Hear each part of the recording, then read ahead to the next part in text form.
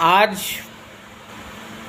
भक्ति ग्रुप में कहने जा रहे हैं, जैसे में किसी को दशा गिरता है, इंसान आदमी को या कमज़ोर आदमी को, तो उस पर कलंक लग जाता है। आज उसी पर कहानी कहने जा रहे हैं।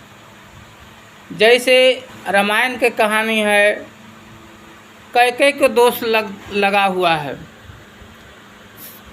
आज वो दोष लगने के कारण अपना कोई बेटी, बहन, बच्ची, भगनी किसी को नाम नहीं रखा जाता है कैकेयी, बस वहीं तक उनका नाम हद हो गया, रामायण तक ही। लेकिन कैकेयी माता जी को कोई दोष नहीं था। कैकेयी माता जी को कोई दोष नहीं था, लेकिन कहल गया है कि जब दशा गिरता है तो दोष इंसान को लगना ज़रूरी होता है। काहे को तो इंसानियत से चलेगा। और तो सब जैसे में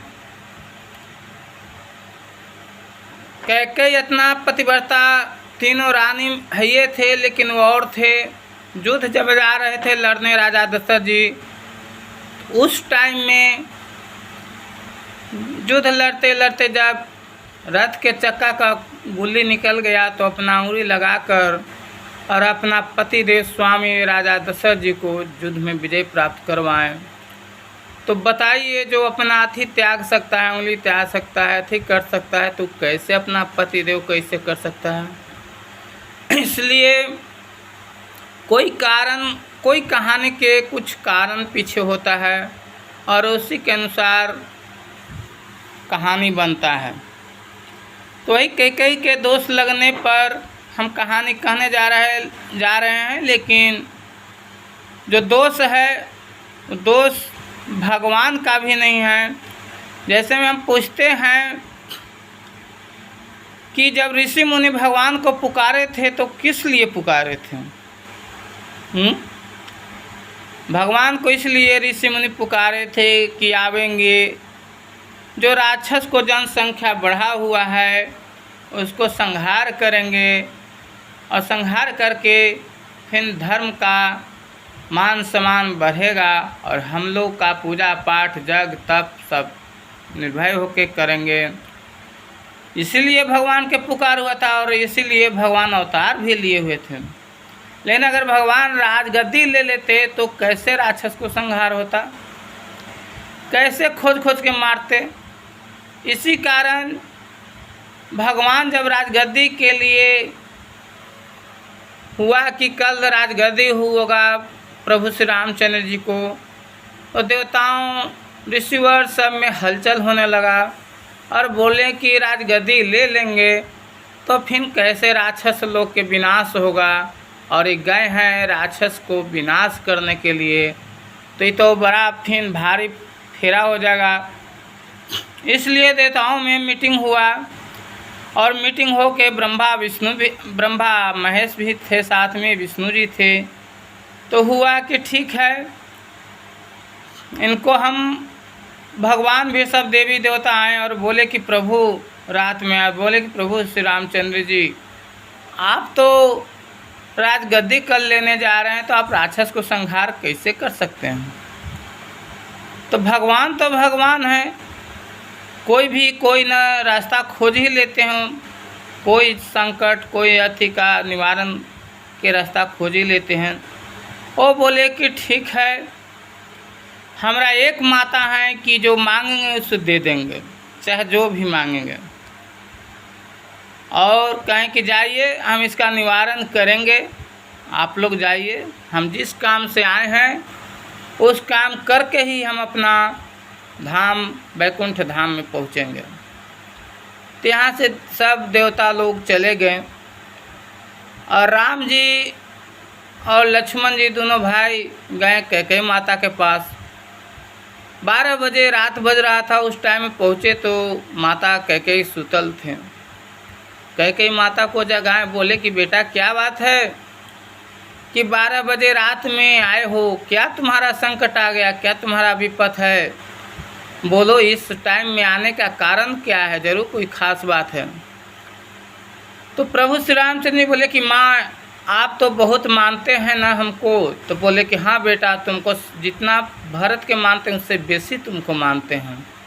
ऐसा बात नहीं है, हम के लिए चारों पुत्र भरत ही समान है, तीनों पुत्र हम चारों को एक रंग मानते हैं। तो बोले कि तो कसम खाइए कि जो हम मांगेंगे से आप दीजिएगा ना। तो बोले कि कसम खाने का ज़रूरत क्या बेटा है, बोलो क्या चाहिए, कौन तुमको बोला है, क्या कुछ किया है, कौन संकट आया है। हमारा इतना सेना है, हम जखनी राजा स्वामी दशरथ जी के कहेंगे तुरंत सेना तैयार हो जाएगा, तुरंत उसको जीत कर सजाए देकर दंड देकर। किसको जम के बुलावा गया है, कैसे आ गए हैं।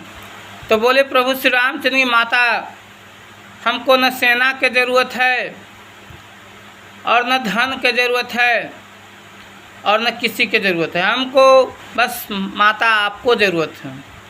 आप मेरा माथा पर रख के और सौगंध खाइए कि आपके सौगंध खाकर कहते हैं कि जो मांगिएगा सो देंगे।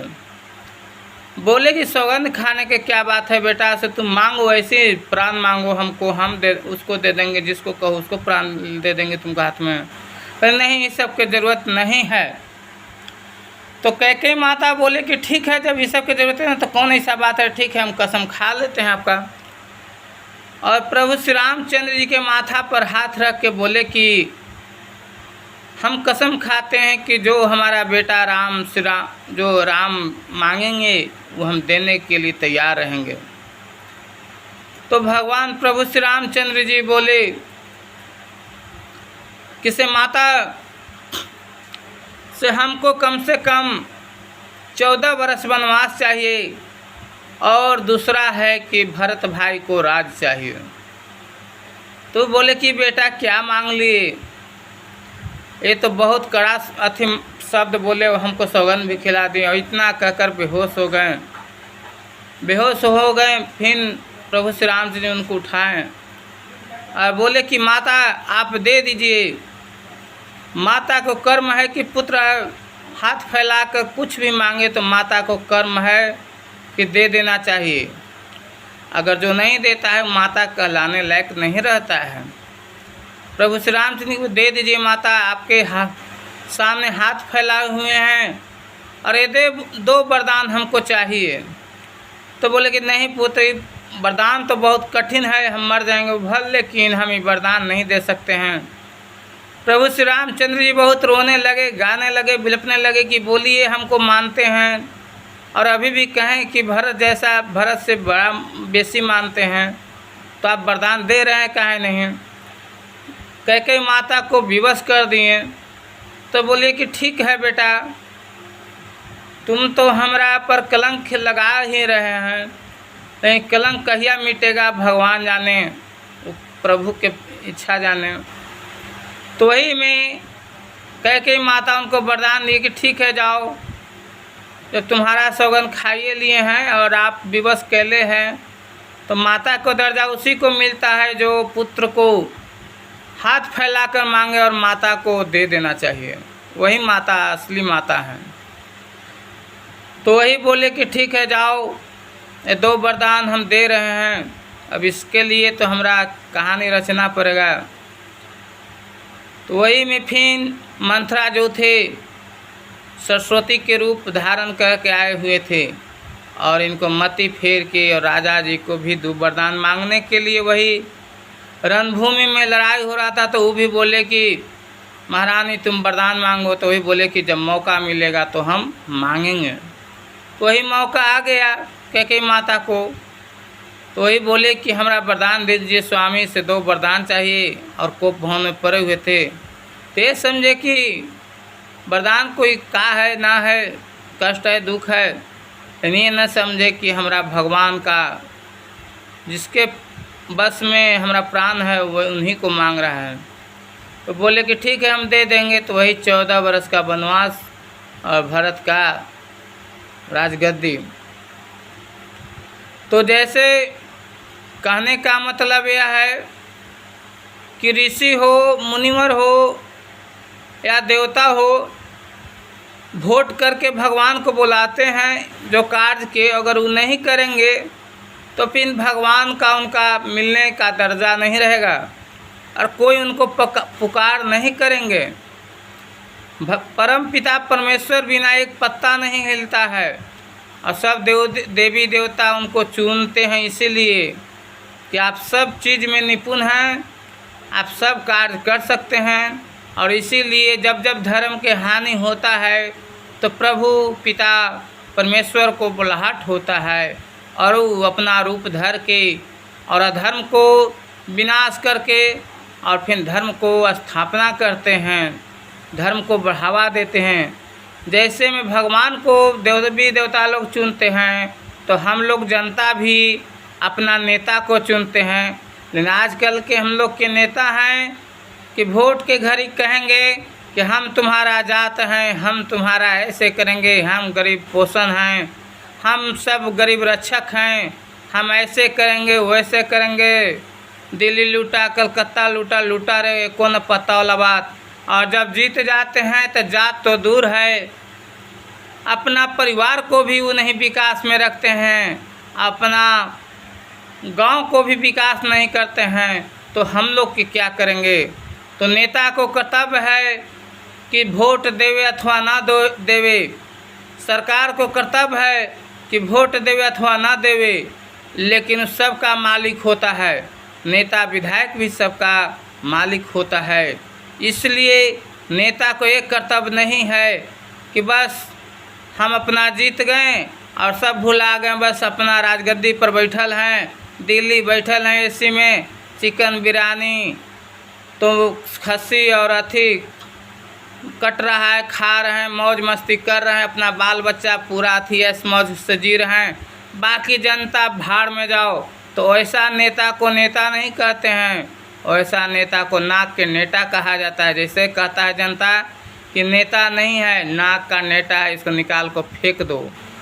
इसलिए भगवान देवी देवता जब पुकार करते हैं तो भगवान आते हैं कि हमरा कलयुग नेता वाला वैल्यू और स्थान नहीं मिलना चाहिए, हमको दर्जा ऊपर है, हमको कर्तव्य करना चाहिए, कर्म करना चाहिए। आवाज़ के नेता हैं कि जीत गए तो फिर समाज कहाँ गए, हिंदू कहाँ गए, मुस्लिम कहाँ गए, सिख कहाँ गए, ईसाई, आ सब हिंदू अब सब धार्मिक अपने में होए कटाई, हम दिल्ली में एसी के हवा खाई वाला बात है। तो ऐसा नेता को देश में ज़रूरत नहीं होना चाहिए। अपना वोट के चलते किसी को आरक्षण 15% बेसी दे देंगे, किसी को 25% दे देंगे, जिसका जनसंख्या देखेंगे उसका बहुत अथी कर देंगे कि हमारा वोट देंगे सब।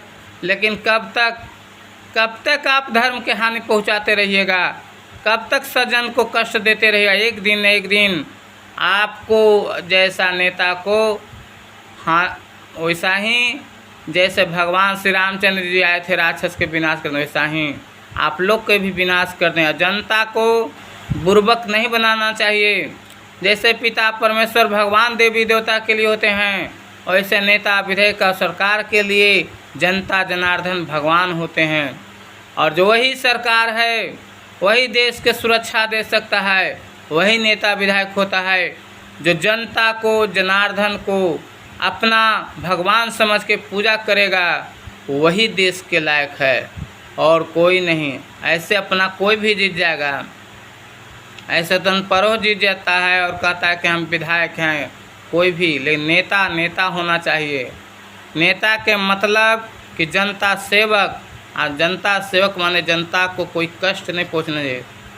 रामायण में परतुक दिया हुआ है, कहीं भी ग्रंथ में दिया हुआ है कि जनता के चलते भगवान प्रभु श्री रामचंद्र जी ने, एक जात कोई नहीं था, स्वर्ण समाज नहीं था, वो धोबी था, और उसे कहने पर अपना पत्नी को डिलीवरी अथी में अवस्था में और जंगल में भेजवा दिए कि नहीं, इनको पर कलंक लगा हुआ है, हमारा जनता को विश्वास नहीं है कि सीता माता कहाँ हैं ना हैं, लंका में रह चुके हैं, इसलिए अपना पत्नी को त्याग कर दिए।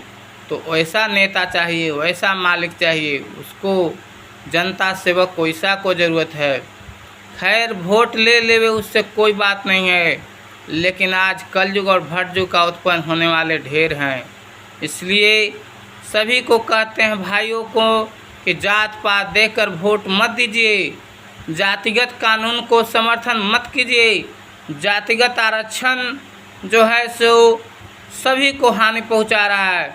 हर जन को है कि वो भी पढ़ाई में डिस्टर्ब हो रहे हैं कि हमारा तो 40% पर नौकरी मिल जाएगा, उनसे भी शिक्षा भागते जा रहा है। और फॉरवर्ड को है, बैकवर्ड को है कि भी समझ रहा है कि हम पढ़ेंगे किस लिए, हमको तो आरक्षण है ही नहीं, हम तो नौकरी से निकाल जाते हैं, तो हम काहे के लिए पढ़ेंगे। इसलिए आरक्षण जो है सो हमारे देश के नवयुवक लोग को शिक्षा को प्रभावित कर रहा है, हमारे देश को विकास के लिए प्रभावित कर रहा है। कत्ल, जुल्म, हत्याएं, बलात्कार जितना है सो आरक्षण ही चलते जातिवाद फैला रहा है। आरक्षण ही इसका देन है। आरक्षण ही जातिवाद बांट रहा है, जात बांट रहा है, भाई के बंटवारा करवा रहा है। आरक्षण को ख़त्म होना बहुत ज़रूरी है। आरक्षण हट जाएगा, सब हम लोग भाई एक हो जाएंगे, सब एक साथ बैठ जाएंगे, सब एक साथ बात करेंगे। लेकिन आरक्षण कहते हैं सरकार की जातिवाद नहीं होना चाहिए। जातिवाद खुद हमारे सरकार करवा रहे हैं अपना वोट और कुर्सी के चलते। इसलिए आरक्षण हटाइए। सरकार से मेरा नम्र निवेदन है कि अगर देश का सेवक हैं, अगर देश का असली भक्त हैं, कहलाने चाहते हैं, तो जातिगत आरक्षण कोई कानून बने तो जातिगत नहीं बनना चाहिए, आर्थिक रूप के बनना चाहिए। दुख, गरीबी, मौत ये सब जात देखकर नहीं आता है, उसको जिसका लिखा हुआ होता है उसको भोगना पड़ता है। इसलिए वैसा आदमी को सहायता, सरकारी सहायता मिला जाए कि जिसका हाथ नहीं है, जिसका गोड़ नहीं है, जो गूंगा है उसको सरकारी सुविधा मिलना चाहिए। और जिसका हाथ पैर है, हाँ, जो गरीब है उसको पढ़ने में खर्चा दीजिए, इस सब में दीजिए सरकारी। लेकिन इस सब में नहीं चाहिए कि नौकरी में नहीं, नौकरी में वैसा को दीजिए जिसके पास शिक्षा योग्यता है, उसी को, चाहे कोई भी जात के हो। ये हम नहीं कह रहे हैं कि हमारा समाज के दीजिए, हमारा भाई को दीजिए, कोई भी सामाजिक समाज को हो, चाहे दुश्मन के भाई हो, चाहे दुश्मन के बेटा हो, शिक्षित है तो उसी को सरकारी नौकरी में लेना चाहिए। शिक्षा के अनुसार पर चलना चाहिए। शिक्षा है तो सब कुछ है, और शिक्षा का पहले बुद्धि होना चाहिए कि हमको क्या जनता के करना चाहिए, हमको जनता के क्या दुखद हो रहा है, कैसा हम कानून बनाएंगे कि हमारा जनता को, जनता खुशी है, जनता सुखी है तो अबे देश सुखी है, तभी देश खुशी है, तभी आप चैन से रह सकते हैं। कहीं भी जाइएगा तब छाती चौड़ा करके कहिएगा देखिए मेरा देश में जनता सब सुखी से राम राज से अपना जी रहा है। लेकिन जनता दुखी है तो आपको 10 को दूसरेगा। इसलिए कह रहे हैं कि सब कलयुग और भटयुग का माय बाप हैं, तो आरक्षण ही है। आरक्षण हटाना बहुत ज़रूरी है। जय हिंद, जय भारत, जय भक्ति ग्रुप, यही मेरा नम्र निवेदन है। तो कैकेयी माता के दोष लगने से कम सीखना चाहिए कि इंसान को दोष लगता है कैसे, लेकिन कैकेयी माता के दोष नहीं है। इसलिए प्रभु श्री रामचंद्र बिना, पिता परमेश्वर बिना एक पत्ता भी नहीं हिलता है। इसलिए जो होता है सो अच्छा होता है। लेकिन भक्ति ग्रुप में लाइक और कमेंट करें और इसके आगे बढ़ाएं कि जो सुने से उनका लगे कि हाँ हमको क्या करना चाहिए। नेता विधायक भिड़ जाएगा तो वो भी समझेंगे कि नेता कैसा बनना चाहिए, सरकार कैसा बनना चाहिए। कुर्सी शेर जीता है 4 दिन के लिए, लेकिन उसका नाम अमर हो जाता है, और सियार जीता है 100 दिन के लिए, उसका मरने के बाद कुत्तों भी नाम नहीं लेता है। तो शेर वाला नेता बनिए, शेर जैसा सरकार बनिए। जय हिंद, जय भारत।